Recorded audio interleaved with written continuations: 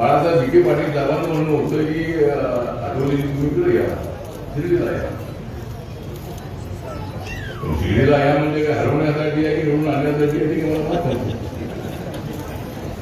बाळासाहेबांना म्हणणं असं होतं की त्यांना नगर ही जागा द्या, राष्ट्रवादीच्या कोट्यातली नगर जागा ही बाळासाहेब विखे पाटील नंतर घ्या आणि त्यांची जागा ही कोपरगावची जी आता शिर्डीची आहे ही जागा आठवले ना त्या म्हणून तिथे पवार साहेबांना अनेक वेळेला भेटली होती.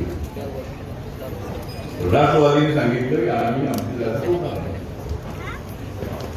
आणि माझं तिकीट अचानक शेवटी ते एक दिवस अगोदर जाहीर करण्यात आलं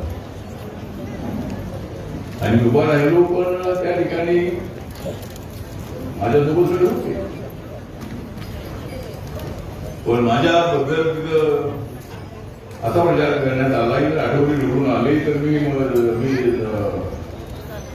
म्हणालो बाळासाहेब विखे पाटील साहेब 7 वेळा निवडून आले होते आणि मला तर आता निवडून आणलं तर मी 7-8 वेळेला मी गेलो. त्यामुळे थोडा प्रचार झाला ना, ठीक आहे निवडणूक झालं ठीक आहे. पण आता मला वाटायला लागलं की मी त्या ठिकाणी हरलो लवकर झालं. मी तिथे हरलो नव्हतो तर मी तुमच्यासोबत राहिलो. तुमच्यात म्हणजे काँग्रेससोबत राहिलो आणि काँग्रेससोबत राहून मला बाहेर राहावं लागलं. मला आज सोबत राहणार नव्हतं. त्यामुळे गाडी हरल्या म्हणतो.